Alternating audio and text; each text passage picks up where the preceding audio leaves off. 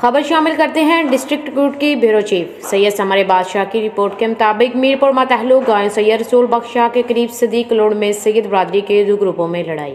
रास्ते न देने पर एक तरफ के 5 लोग जख्मी हो गए हैं, जिसमें सैयद अब्दुल्ला शाह, सैयद जफर शाह, सैयद नवाज अली शाह, सैयद खादिम शाह और सैयद सवर अली शाह। इन जख्मियों को हॉस्पिटल लाया गया। अब्दुल्ला शाह का कहना है कि हमारे घर आने जाने का एक रास्ता है, वो नहीं दे रहे हैं। इस बात पर लड़ाई हुई है, हमारे साथ बड़ी नाइंसाफ़ी है। हम पुरजोर अपील करते हैं DIG Sukkur, SSP घुटकी, DSP Mirpur मतहलु, SHO Mirpur मतहलु और आला हुकाम को हमारे साथ इंसाफ किया जाए।